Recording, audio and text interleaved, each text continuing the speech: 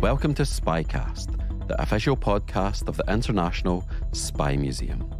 I'm your host, Dr. Andrew Hammond, the museum's historian and curator. Each week we explore some aspect of the past, present or future of intelligence and espionage. If you enjoy the show, please consider leaving us a 5-star review. It will literally take 30 seconds of your time. Coming up next on SpyCast. These answers were sort of like optimistic, happy-go-lucky, like, we'll figure it out. Don't worry, Simon, we got this. I certainly didn't have the impression that he or his entourage were prepared for what they were walking into politically.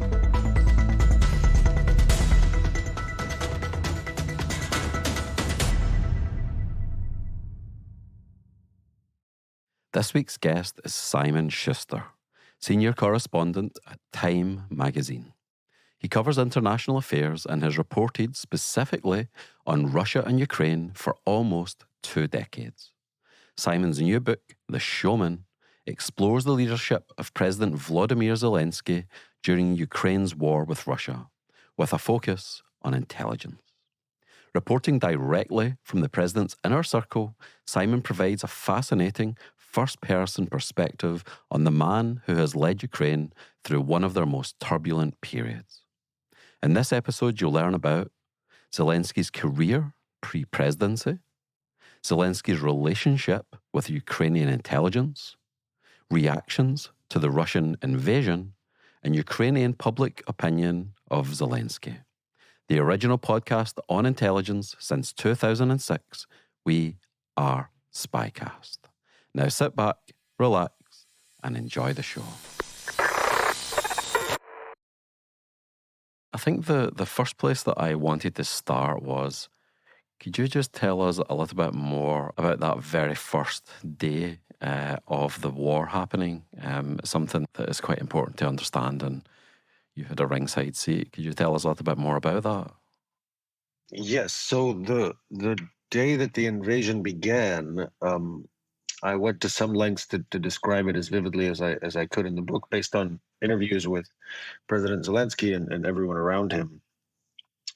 Most importantly, I think, was his wife, who described to me how they woke up that morning from the sounds of explosions happening outside. And this came as a deep shock to her and also to her husband. They did not expect or prepare for the Russian invasion taking the form that it did, with an immediate attack on Kyiv, bombardment from the air of civilian areas in cities across the country. President Zelensky and his team were anticipating some kind of attack that day, but the scenario at the front of their minds was a more limited escalation from the east, where the Russians were expected to try to chomp off more pieces of territory in the region known as the Donbas. But when the bombing started, President Zelensky and his team understood that this was the nightmare scenario that the Americans had been predicting. And indeed, the worst case, the most aggressive approach to the invasion that the Russians could have taken. So President Zelensky quickly jumped out of bed, put on his business suit that he normally wore to work, jumped in his convoy after saying goodbye to his wife, a very brief goodbye, and sped to the office.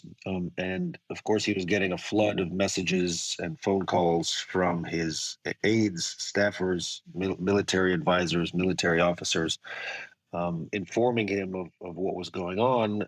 And he told the key inner circle of the presidential administration to come to the office, come to the compound, and we'll meet you there.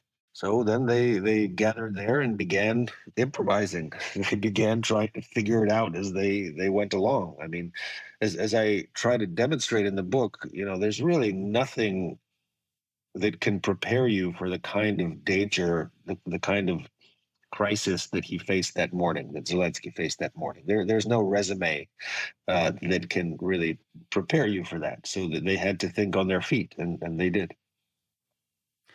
I found it quite interesting in the book when You said that most Ukrainians didn't believe he had it in him, and then you say neither did I. Can you tell us a little bit more about that? This transformation is really fascinating. Yeah, I mean, it's not that there was some kind of opinion poll taken ahead of the invasion, in Ukraine, asking Ukrainian citizens, "Do you expect Zelensky Sure, to sure. stay or go?" But I think from his opinion polls, the opinion polls generally of his level of trust among the people and his level of support was not high. It was in the neighborhood of 20-25%.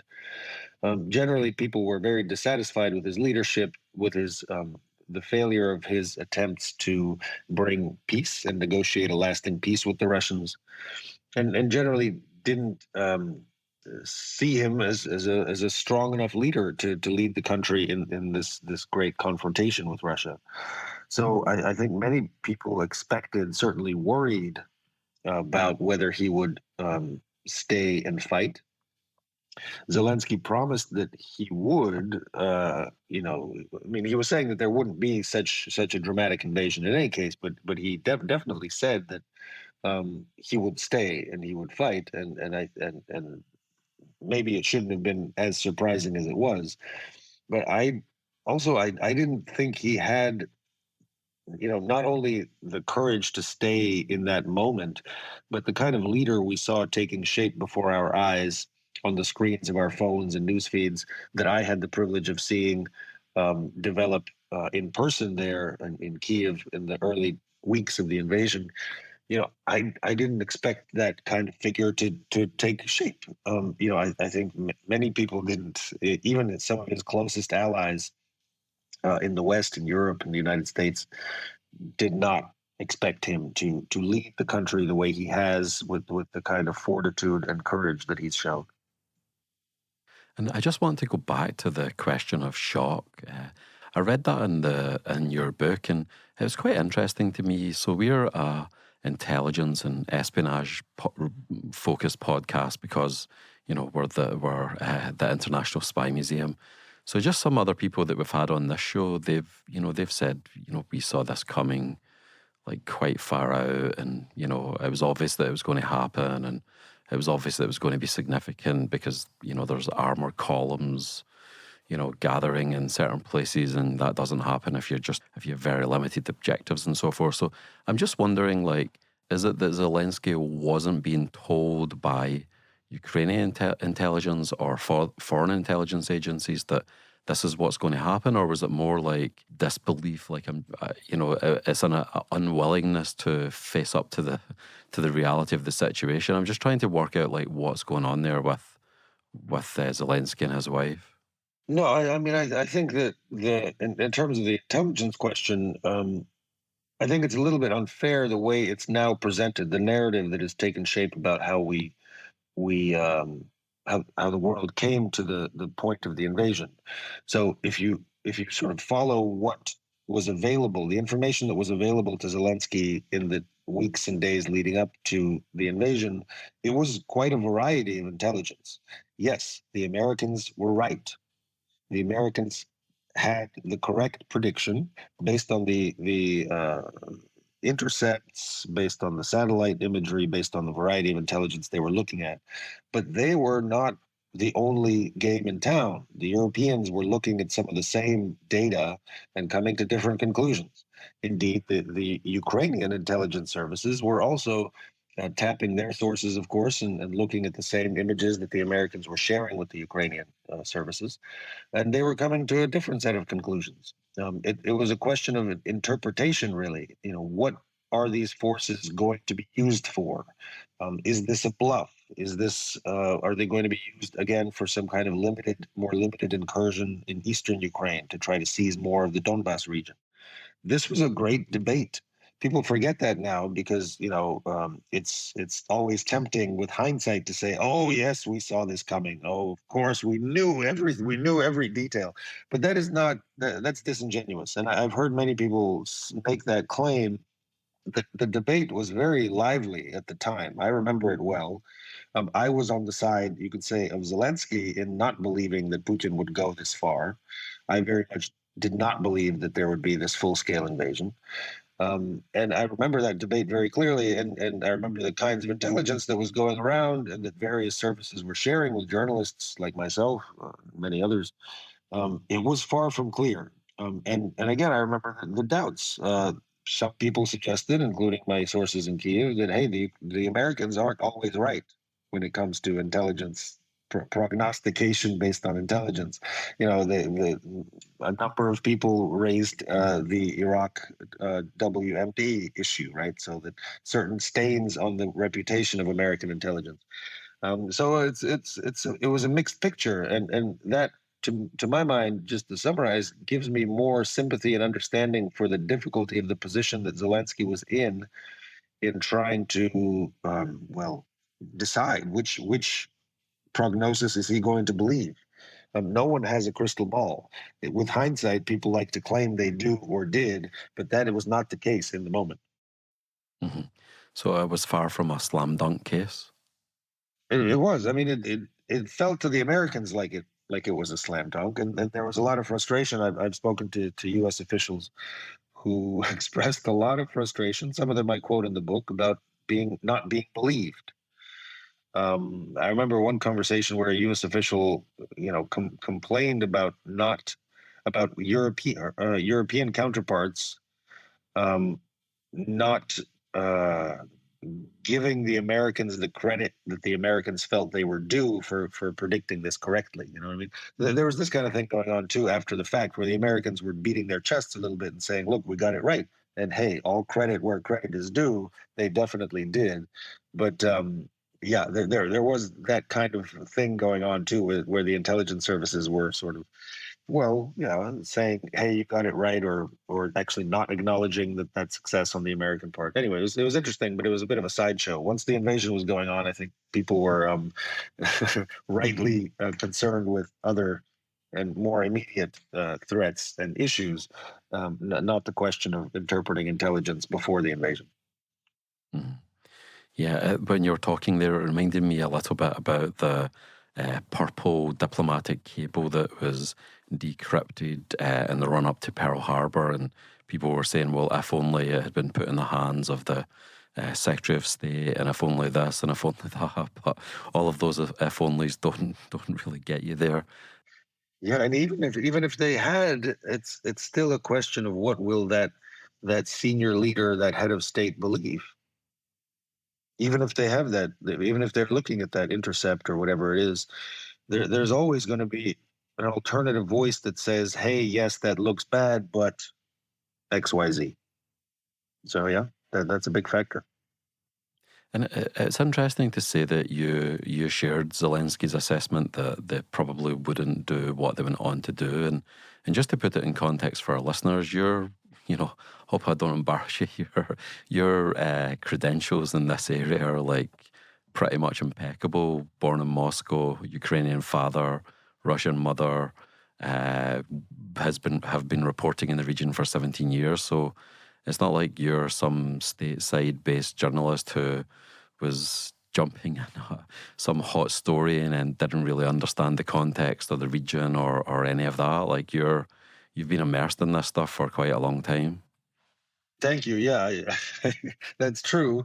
The divide was interesting, and I remember these debates going back and forth at the time. So the colleagues of mine, as a rule, and this wasn't totally true to in 100% of cases, but generalizing here, as a rule, the colleagues, journalists, and analysts who predicted that the invasion would take place were more war correspondents, not regional experts like myself. So I'm a sort of regional political expert in Russia, Ukraine, the former Soviet Union, Eastern Europe, so on. I don't really know much about the military. So I was looking at these assessments of what military hardware is there, these things about, Russia had brought a stockpile of refrigerated blood. So to a military correspondent or a soldier, with a certain amount of experience, that tells you something. To me, it didn't say anything at all. I was like, okay, so what? So they brought refrigerated blood. Does that mean they're going to invade? I mean, I'm not convinced. So there was this divide between the regional experts like myself who focus on the politics, the history, the individuals, trying to understand Putin's thinking. How does he operate? What are his motivations? What is his history of behavior, and does this fit into the pattern of Putin's behavior in the past?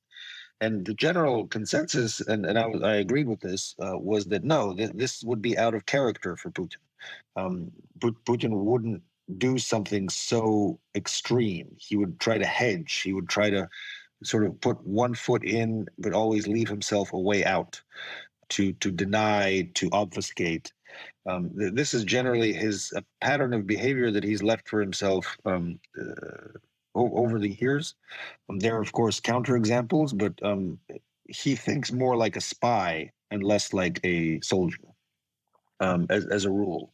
So, in any case, all of that led me and a good number of my colleagues to assume that Putin is probably preparing some kind of escalation, but it would not be the kind of blitzkrieg that we ended up seeing unfold. So we were wrong. I was wrong. I wasn't alone, but I own that. I take full credit that the ones who got it right were the ones looking at the hardware and the frozen blood stockpiles and all this stuff and said that is an invasion. There's nothing else that can be. So it was an interesting thing. Everybody comes at these kinds of decisions and analyses with their particular set of experiences, their biases, their approaches, and their blind spots. For me, certainly a big blind spot was the kind of military expertise, which I still don't have. I'm not really a war correspondent. I mean, yes, now I guess I can claim that title, but generally speaking, I'm more of a political correspondent, political writer who covers a region where there are many wars. I think it would be interesting now just to dive into Zelensky. I mean, what a fascinating guy. You first met him in 2019, and then this book is based on like lots of interviews with Zelensky himself and everybody in his inner circle. Can you just tell us a little bit more about Zelensky? Like, who is he? Where did he grow up? What was his childhood like, etc.? Sure. Yeah, he grew up in a hard scramble, rough industrial city in sort of southeastern Ukraine. A Soviet kid, pretty typical Soviet upbringing. He grew up in a Jewish family. Both sides are Jewish, so I think the history of the Holocaust and the victims, the family members of Zelensky who died in the Holocaust, were very much a prominent part of his upbringing and something that the family talked about a lot. But he grew up, and his big distraction, his big hobby and love was performing comedy. It was a kind of comedy that was popularized in the Soviet Union in the 1980s when he was growing up in the city Kryvyi Rih. And it was sort of like it was groups of performers, usually students, high school students or college students, performing together sketch acts, improv comedy, this kind of thing. Some stand up, singing, dancing. It was quite a show that they would put on. And he did this for some years, and that was his springboard into a career, a very successful career as a TV actor, TV producer, filmmaker, a star of the stage and the screen. I mean, he grew up by 2018 when he really decided to go into politics. He was really at the peak of the show business profession in that region. He was easily the country's most famous political satirist, one of the most famous just TV and movie celebrities in both Russia and Ukraine. And I think one thing that's important to know is as he was thinking about going into politics, he played the president of Ukraine in a sitcom, in a comedy TV show called Servant of the People, that sort of invited or allowed Ukrainians to imagine him in the role of president before he actually announced his candidacy in real life. So that's an interesting dynamic and something that I've never heard of in the history of the world. I think it's quite you couldn't make it up if you tried. It would seem far fetched, I think, if you made it up as as a Hollywood movie, that this TV president becomes the real president. But indeed, that is what happened with him, and his TV show where he plays the president. It's called Servant of the People. Very funny. I would recommend it to your listeners. It's on Netflix. It's on YouTube. You can watch. You can watch it. You can It get it was with English subtitles. You can get it with yes, English subtitles. Yeah. yes. I think on Netflix they even dubbed it into English. I'm not sure. But anyway, that was very much his springboard into politics, and it sort of it made it much easier for him and his team to imagine a career in politics or a presidential run, because they had been writing the script of this imaginary world where the character Zelensky plays, stumbles sort of by accident into the presidency and becomes a very effective, very beloved, and popular leader. And his father was a cybernetics professor. Is that correct? Yeah.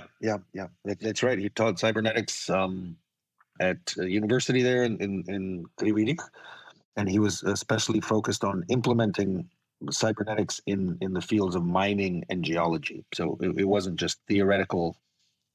He was setting up systems for managing mines that used computers to do it more efficiently. That was his profession. So a very very high level, prestigious career that he managed to achieve despite the anti-Semitism that he faced and many Soviet Jews faced at the time.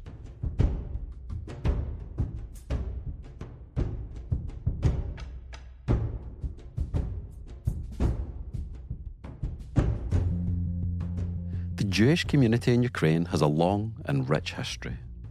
At one point, the area was home to one of the largest communities of Jewish people across Europe. Well, we can't possibly summarise over 1,000 years of complicated and deeply layered history in this one interlude. We'll give it our best shot. Judaism in Ukraine can be traced all the way back to at least the 9th century AD. One of the first written accounts of the Jewish presence in Ukraine comes from the naming of one of Kiev's 3 city gates, the Jews' Gate, in 1016. For centuries, the Jewish community in Kiev and across Ukraine continued to grow and thrive. However, as with many other Jewish communities across Europe and beyond, Ukrainian Jews faced violent anti-Semitism and expulsion from their homes. In the 17th century, during the Cossack-Polish War, an army of Cossack combatants murdered an estimated 15 to 30,000 Jewish people, destroying around 300 Jewish communities in Ukraine. In 1821, the first pogrom against Ukrainian Jews occurred in Odessa, linked to the Greek War of Independence. Pogroms continued against the Jewish communities of Odessa throughout the 19th century, eventually becoming unofficially tolerated by the Tsarist authorities. Prior to the Holocaust, Ukraine was home to an estimated 2.7 million Jewish people. By the end of World War II, somewhere between 1.2 and 1.6 million of these people had been murdered. That's almost half of the Ukrainian Jewish population. Post-war, many Ukrainian Jews emigrated outside of the country to places like Israel and the United States. Today, the Jewish population of Ukraine sits at around 400,000, centralized largely in major cities like Kiev.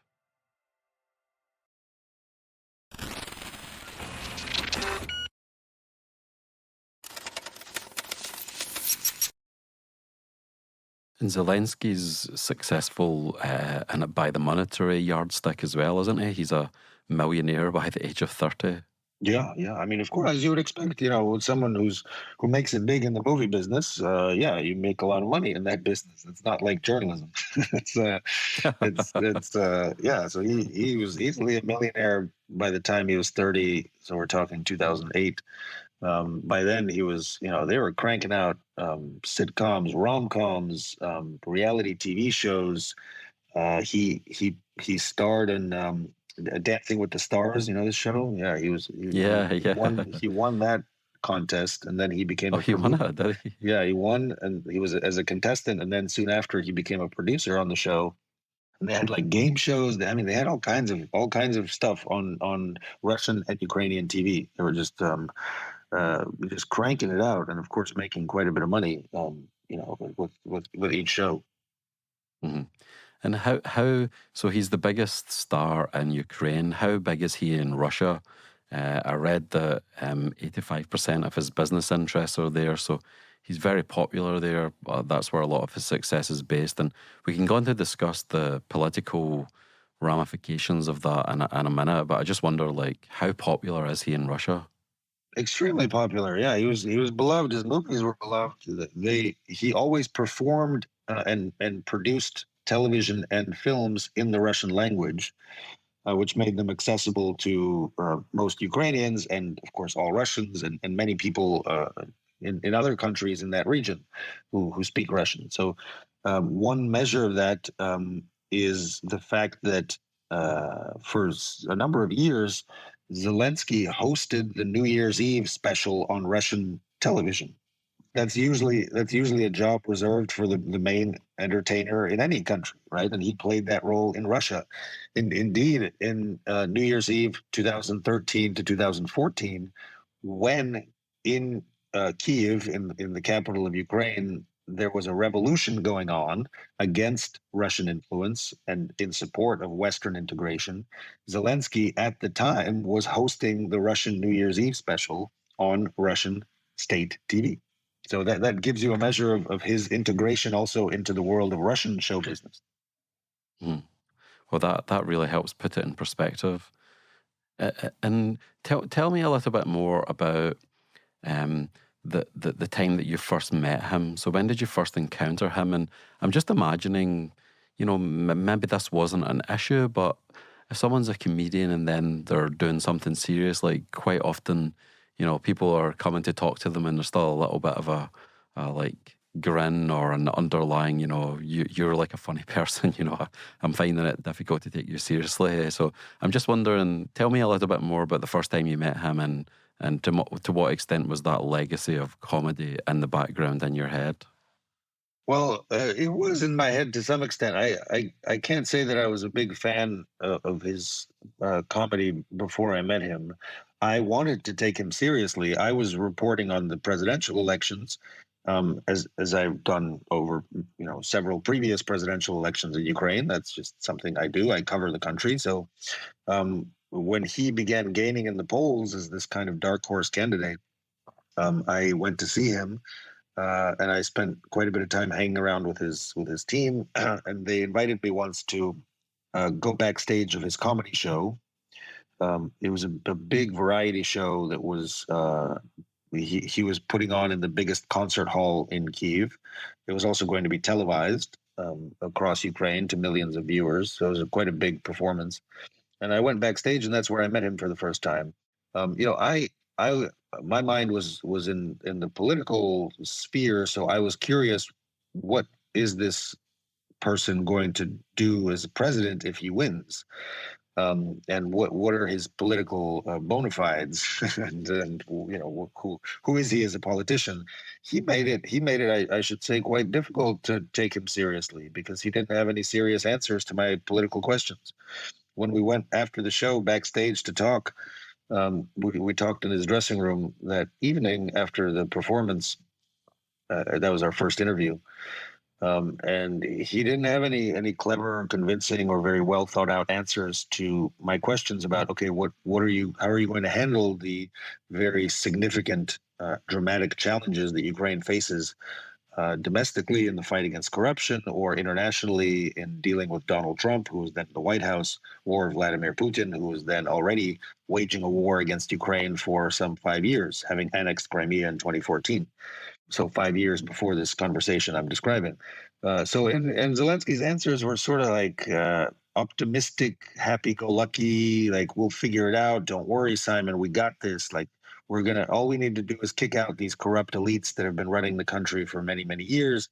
And all we got to do is bring in some fresh faces, some fresh ideas, and just give us a chance. We'll figure it out.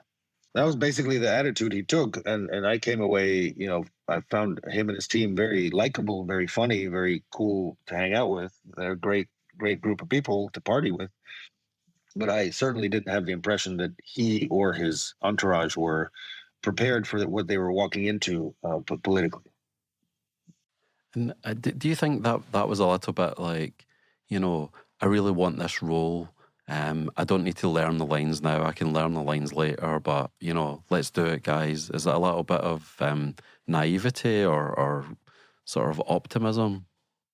Yeah, I'd say it's confidence. I'd say, and that approach is very typical of Zelensky throughout his life. I mean, in researching his transformations as a person from comedian to politician to wartime leader, I also thought a lot about what are the qualities that have remained consistent in him. And one of them for sure is this kind of go get him confidence, where he just says, let's just try it. Let's just go. We'll improvise. We'll figure it out. He did this also in the early days of the invasion. He just has this abiding confidence in his own ability to think on his feet, to not lose his balance, to just go into a new and unfamiliar space or a set of challenges and wing it, so to say. This is something he's been doing. Good old fashioned winging it. Yes, he's been doing it consistently and with a lot of success, I should say, throughout his life. Often as an entertainer, he would kind of pull his team of performers and producers into projects and adventures for which they felt unprepared, and indeed they didn't have the money or the clout to do a certain project. I described this in more detail in the book, but just to generalize here, he would tell them, "Don't worry, guys, let's go. We'll figure it out. Let's just try it and see what happens. What do we have to lose?" This is a very Zelensky kind of thing to do, a very Zelensky attitude. Mhm. And this belief in himself and in his ability to use his charisma or his personality to persuade people, if we can just like talk to Putin, I can bring him around. We can do something. We can make a deal, or we can ameliorate the situation. We can make it a little bit better. He has this sort of belief in himself. But tell our listeners what happens like with him and Putin, and Putin's assessment of Zelensky and vice versa. Yes. So, yeah, I go into that in quite some detail in the book, because I do think it's really a turning point in understanding how we came to this war. So, the main promise that Zelensky made upon taking office, indeed, the main promise in his inauguration speech in May of 2019, was to end the war in the Donbass, to come to terms with Putin and find some resolution to this long simmering conflict that had by then already taken more than 10,000 lives. And in the first year or two of his tenure as president, he gave it a very good shot. He tried very hard to find some compromises with the Russians, to offer concessions, to really and to really bring back to life this peace process that had been dormant or frozen for a few years before Zelensky took office. Of course, the central dimension of this was negotiating directly with Putin. From the first days of his administration, he ordered his team to set up a face-to-face meeting with Putin.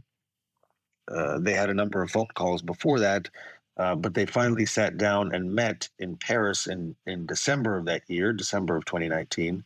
Zelensky prepared very diligently for those talks. I met him a few weeks before the talks just to check in and talk about his preparations and his expectations. And generally, his attitude was, look, there's one man who has done all of this to Ukraine. There's one man who started this war back in 2014 when he attacked, occupied, and annexed the region of Crimea, and then began this war in eastern Ukraine, and that's Putin. So to stop this war, we need to talk to Putin.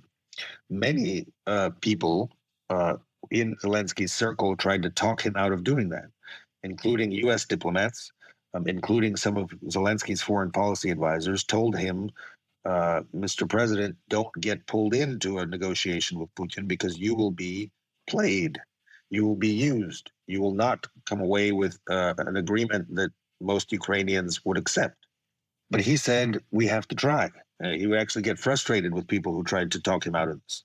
And coming to the meeting itself, it was a huge blow and a huge disappointment for Zelensky. He met the limits of his skills as a communicator that day. He was expecting to find in Putin some humanity or pragmatism, that he could turn in his favor and in Ukraine's favor. What he confronted was a man who had no desire to negotiate with Ukrainians, who had a deep animosity toward Ukraine and grievances going back many years, decades, even centuries, that he had against Ukraine. So it was like talking to a wall of ice. They still continued feeling around for points of agreement after those face-to-face talks. The Ukrainian and the Russian negotiators had a series of meetings where they tried to hammer out some kind of deal, but within a year or so, definitely it broke down. So they could not find much common ground, and the talks broke down by, I'd say, the fall of 2020. They were already deadlocked. It's interesting reading your book. It reminded me in some ways. I'm not saying it's a perfect analogy, of course, but it reminded me in some ways of probably one of the books on Reagan, President Reagan, is Lou Cannon's The Role of a Lifetime, and there's a sort of crossover where the role of a lifetime, and for Zelensky, this is the sort of role of a lifetime he's playing. But then also there's the Reagan at the Reykjavik summit in '86, let's just get rid of all nukes altogether. And, his advisors are like, whoa. Like it's not like this simple. It's not going to work like that. But Reagan also had this, belief in his own charm and ability and this sort of inner confidence. So I'm not saying it's a perfect analogy, but it seems to me there are some similarities there. Yeah, definitely. I mean, I think Reagan had more experience as a statesman than Zelensky did upon taking office. I mean, Reagan was the governor of California, so he at least knew how like government bureaucracy worked and so on. But yes, I think their styles are somewhat similar. Certainly, that confidence, the charisma, the showmanship, the understanding of how television works and how to make appeals not only through argumentation, but really through emotion. And Zelensky and Reagan, I think, both understood how important it was to really reach people on an emotional level, and not only to present the dry arguments for this or that position. Mm-hmm. And Reagan's often called the great communicator. You could say the same about Zelensky, couldn't you? Yeah, definitely. I mean, that was his skill, and as I try to show in the book, over the course of the chapters there describing his transition into wartime leadership, the toolkit, the set of skills that he developed as a showman, as an entertainer, turned out to be very useful to him in some surprising ways, and very useful to Ukraine once the invasion was underway, and he needed to rally support from the world, from the West first and foremost, but from foreign leaders and foreign people writ large. I think his skills as a communicator and as a showman really kicked into high gear in terms of the way they planned and executed their communication strategy. And this is something that I try to do in the book. I sort of take you behind the scenes of that strategy and how they thought about it.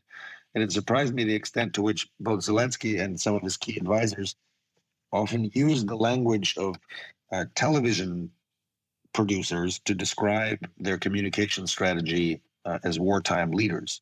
So in the way that they presented themselves, the way they thought about the narrative, the way that they dressed even. We all know his kind of green fleece and green T-shirt, green sweatshirt. These were all, they came up with these things kind of in the moment, improvising, but they were smart enough and aware enough of the power of certain symbols and the way that television worked, the way that social media works, to understand that this uniform that they had invented for themselves, just as a small example of what they were doing, was very powerful. It helped create a symbol, an image, an icon. And this was not accidental. This was something they were very single-mindedly trying to do with Zelensky, to make him the hero around which the world could rally, and a symbol that would inspire people to support Ukraine and provide the assistance Ukraine needed to survive the invasion.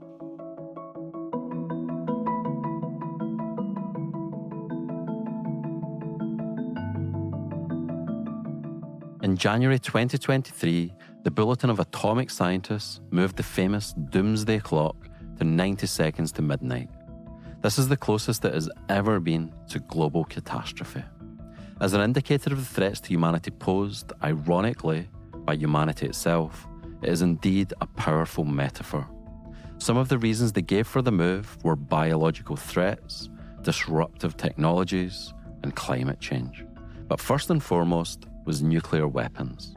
They cited the thinly veiled threats to use nuclear weapons by Russian President Putin in Ukraine, and reminded the world of the terrible danger of nuclear escalation, whether by accident, intention, or miscalculation. The furthest the clock has ever been from midnight was in 1991 after the Cold War came to an end.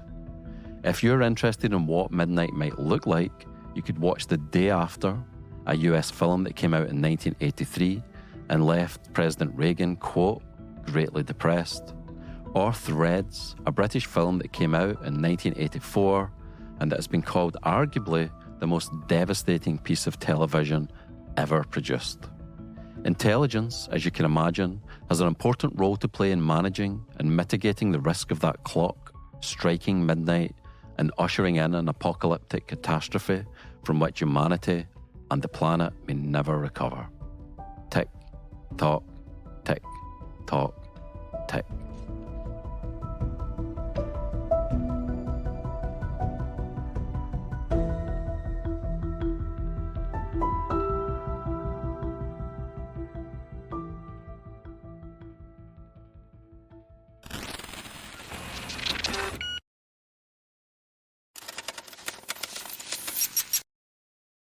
We're up to the point where the wars began, so we've got an idea about his background, we've got an idea about how he became the man that he was, his running for the presidency and so forth. So we've discussed the initial shock and then him putting on his business suit and getting down to it.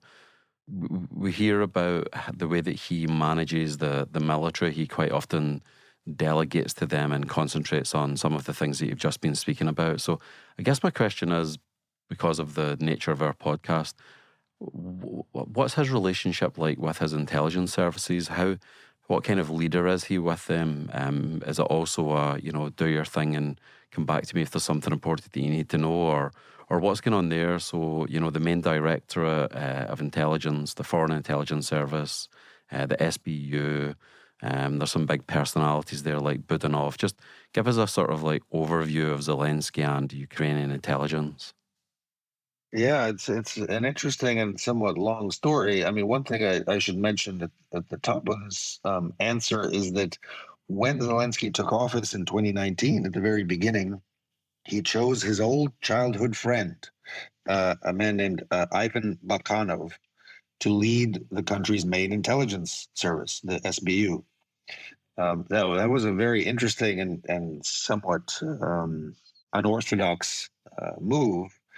This Bakhanov did not have any experience in intelligence or anything like that. He was a member of Zelensky's team in the world of entertainment, and they were childhood friends. They went to school together, going back to, I don't remember how old they were when they met, but we're talking like elementary school, primary school. So this was Zelensky's intelligence chief for the first 3 years or so of his tenure as president, and Bakhanov only lost his job during the invasion when it became clear and basically undeniable that the SBU in particular failed in its duties to predict and prevent the invasion.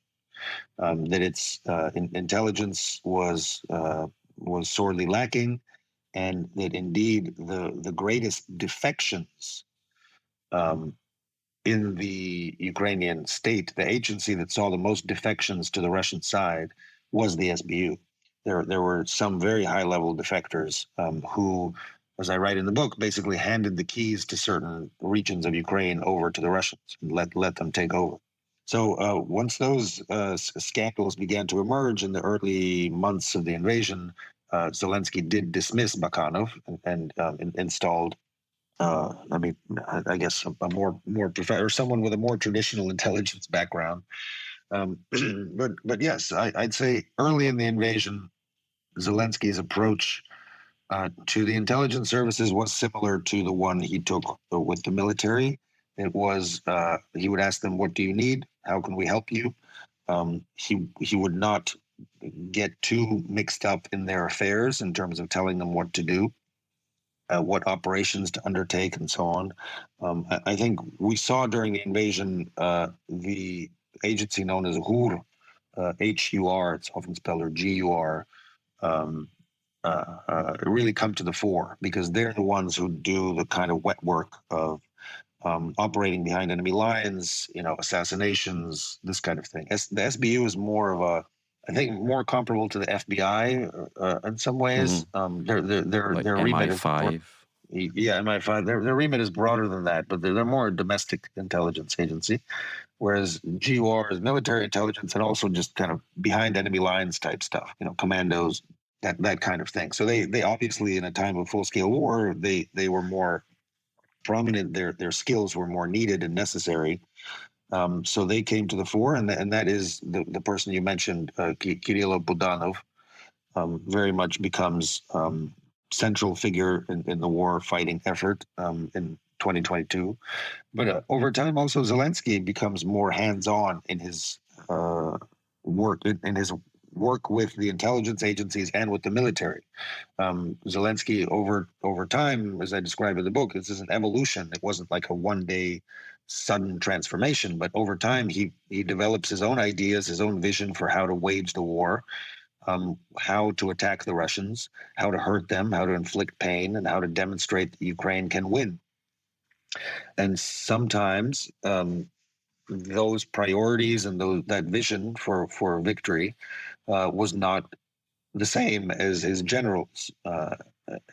There weren't so much tensions between Zelensky and the intelligence agencies, but with the military, he did begin to have tensions as he disagreed and he overruled the generals on a number of important strategic military decisions. Yeah, and I think the same is the case with the intelligence services, only in the intelligence services, generally they fell in line behind the president. I think both the GUR and the SBU are fully aligned with the president's priorities and agenda, and basically, follow his orders. Just briefly, could you tell us a little bit more about Zelensky and Budanov? What's their relationship like? Very good. Yeah, I'd say they work well together, especially with the latest iteration of Zelensky's character and personality. So the wartime leader, the mature wartime president that we see now, is one who very much demands loyalty from his military and intelligence services, and wants them to follow instructions, which is of course a natural thing for a commander in chief to want at a time of war, especially. And Budanov has shown himself to fit very well with that approach. He is very loyal and I would say very confident in the sense of he doesn't tell the president this task is too much. This task is too hard. His answer is usually, you say jump, I say how high, and he tries to get it done as quickly and as effectively as possible. And in many cases, he has been very effective. In some cases, less so. But he's that kind of commander. I think he's fully in the president's team. He's seen as very loyal to the president.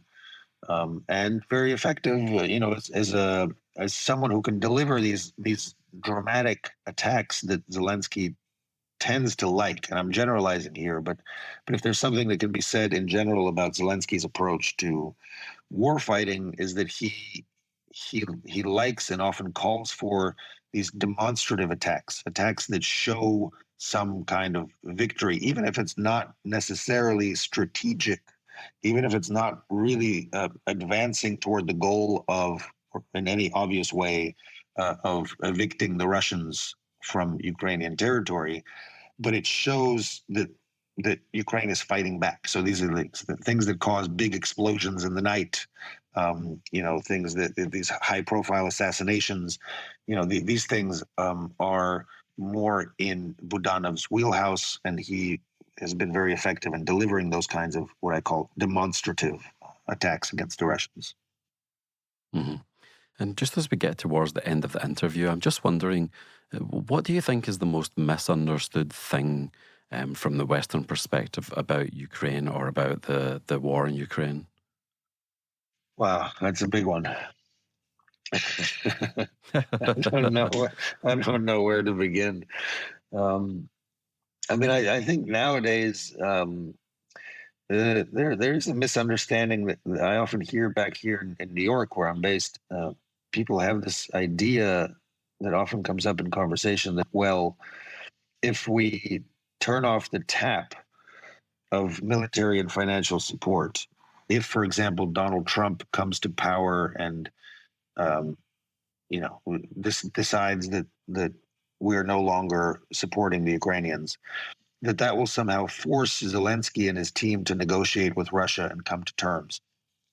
It's a common thing I've heard. I think it's naive. So from my knowledge of Zelensky as a person, how he reacts to external pressure, how stubborn he is, how committed he is to this fight, and also some of the steps that the Ukrainians have taken in the past year or so to prepare for a continuing decline or even a shutoff in support from the U.S. and other allies. They've been preparing for this for a while. Zelensky is not the type to be pushed into some kind of capitulation or talks with Russians. They will fight tooth and nail to avoid a situation where they are somehow forced to the negotiating table. So I would just encourage your listeners, when they hear people make that case that, hey, if we just cut off support, it'll somehow magically lead to a negotiated settlement. That's not true. That's not what the Russians are talking about or ready for. They want all of Ukraine. They want to annihilate the country. And on the Ukrainian side, they are not interested in participating in a negotiation that could lead to something like capitulation. And they're not going to do that even if the West turns its back. They're going to continue fighting. And I've seen that determination both in President Zelensky and his senior advisors, but also among the Ukrainian people. So that's important to understand. I think it gets lost a little bit. The level of determination still, even more than 2 years now into the full scale war, they are at the wheel. They're in control of this fight, and they have done a great deal to ensure that they have the resources to keep fighting. And when is the next time that you go to the region, Simon? I was hoping to go in April, but that's getting pushed back now. Definitely sometime this spring. I've got another assignment that's going to keep me busy elsewhere through April, so it looks like May.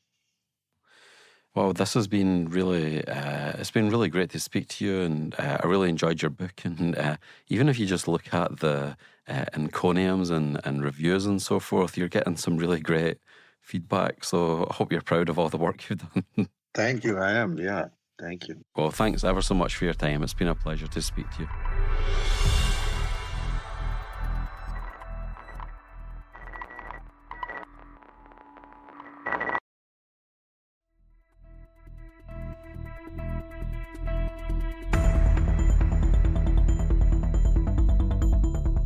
Thanks for listening to this episode of SpyCast. Please follow us on Apple, Spotify, or wherever you get your podcasts. Just a reminder, if you enjoyed this week's episode, please consider leaving us a 5-star review, or tell your friends and loved ones, or even better, do both. If you have feedback, you can reach us by email at spycast@spymuseum.org or on Twitter at INTL_SpyCast. If you go to our page at thecyberwire.com/podcast/SpyCast, you can find links to further resources, detailed show notes, and full transcripts. I'm your host, Andrew Hammond, and my podcast content partner is Erin Dietrich. The rest of the team involved in the show is Mike Mincy, Memphis Vaughn III, Emily Coletta, Emily Renz, Afua Anokwa, Ariel Samuel, Elliot Peltzman, Trey Hester, and Jen Ivan. This show is brought to you from the home of the world's preeminent collection of intelligence and espionage-related artifacts, the International Spy Museum.